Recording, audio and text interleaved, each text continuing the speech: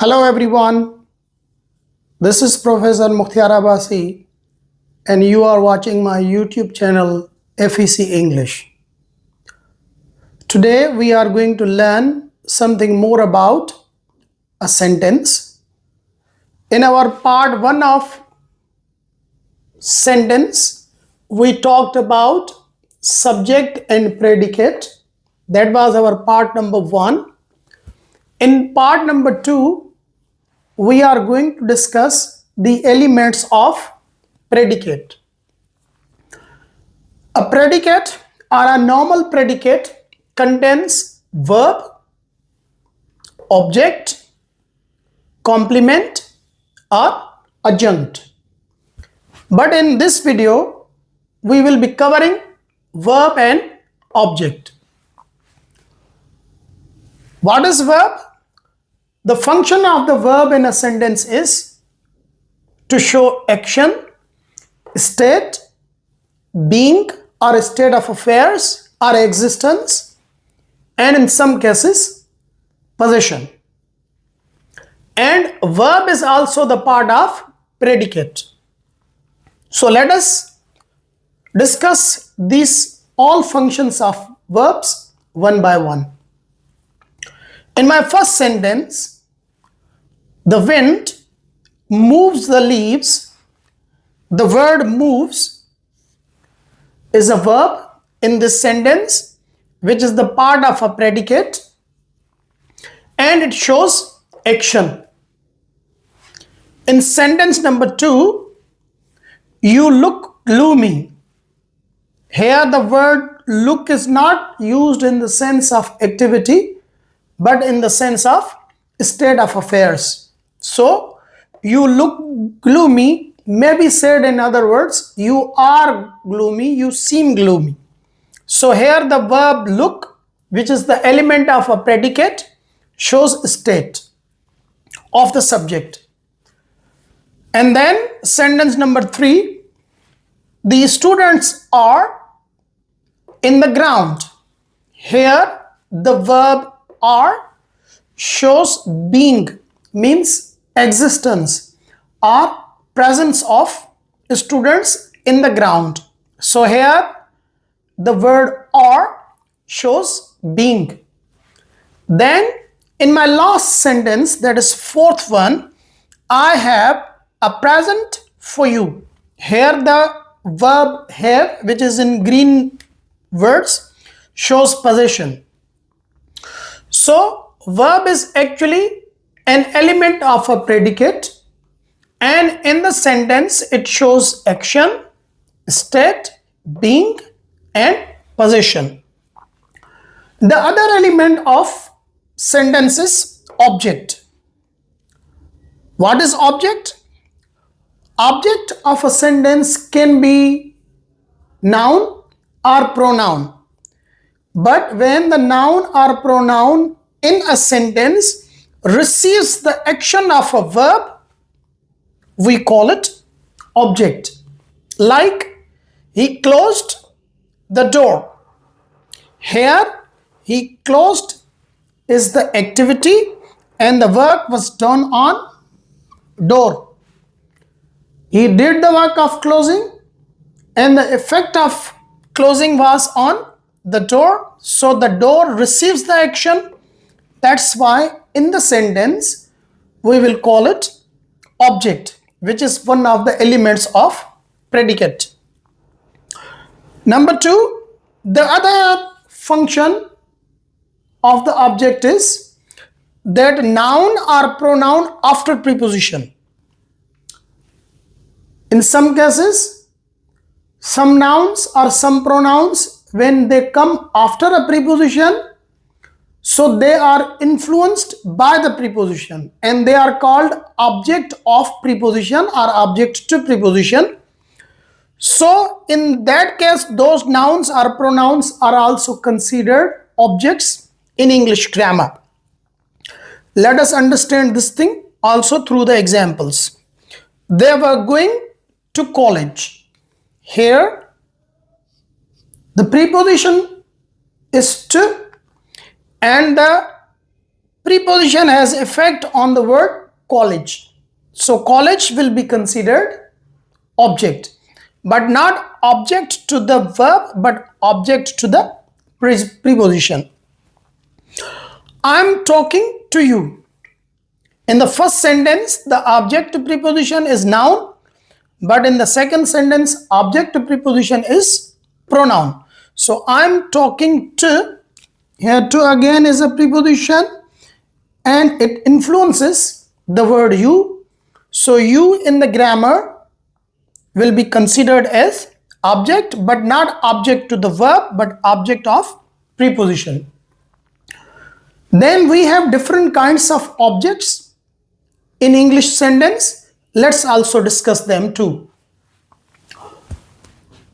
We have kind number 1, direct object, indirect object, and object of preposition. So normally we have 3 kinds of object.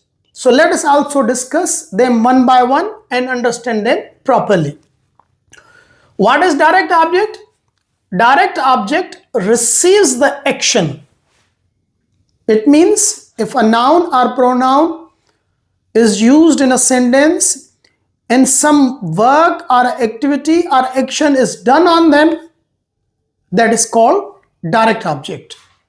As in the sentence, she reads a book. Here the work is done on book.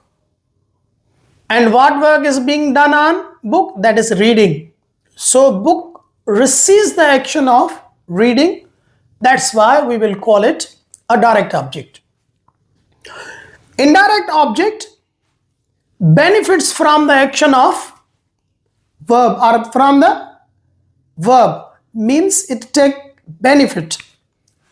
Let us understand what does that mean. In English, there are some verbs which take 2 objects with them. One is a direct object that is affected by the action, and other are those which benefit from the action. How? Let us understand through the examples. She gave him a gift. If I ask you the question, what was given? The thing that was given was a gift. Means the actual work was done on a gift. Then who benefited from that activity? Him. So him is an indirect object. Mostly people prefer to use indirect object first and direct object after. And usually the direct object is an object or a thing. But you have also choice that you can replace the places of direct and indirect objects. So we can also say the same sentence like she gave a gift. Now in place of him, I have put a gift to him. Here I have brought the indirect object after the direct object. But never forget, when you are doing that thing, you have to use a preposition between the 2 objects. So here gift and him, we have to use the preposition. But in him and gift here, we don't need any preposition. In old grammar books, mostly the indirect object in the sentence is called dative case. We have cases of noun and pronoun, and we have discussed in the videos of noun and pronoun. So the indirect object, according to some grammarians, is dative case. The third kind of object is object of preposition. And what is that? A brief introduction I have already given in this sentence or this sentence, but let us learn more about it. When a noun or pronoun comes after preposition to complete its meaning, not to complete the meaning of verb, but to complete the meaning of preposition. Because when a preposition comes between verb and the object, Normally the verb is intransitive, and intransitive verb does not need any object.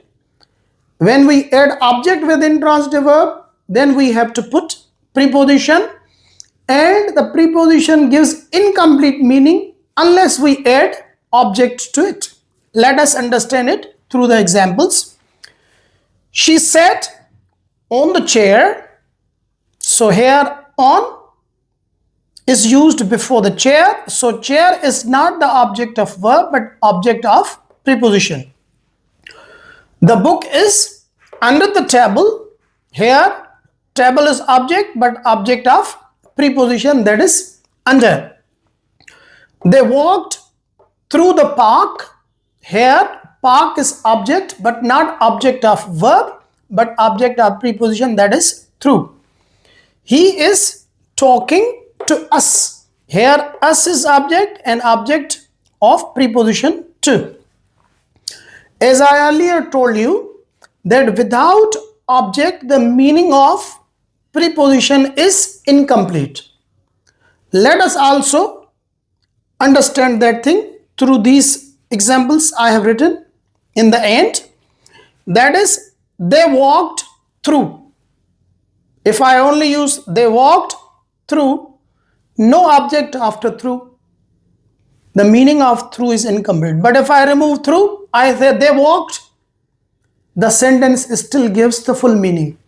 So object has got nothing to do with the verb, but it has to do something with the preposition that is used before it. Let's have a look at the other sentence. He is talking. He is talking. Complete sentence. But when I'm using he is talking to, then to needs object. And that object is of preposition. So he is talking to is incomplete without object. But if I say he is talking to us, when I add us, then the meaning of preposition to completes. When I say they walked through the park, when I add the park, that is object of preposition, then the meaning of preposition becomes complete. I hope you learned what I tried to explain. If you have any confusion, don't hesitate to ask in the comment. If you liked my video, please like and subscribe. Until my next video, bye bye.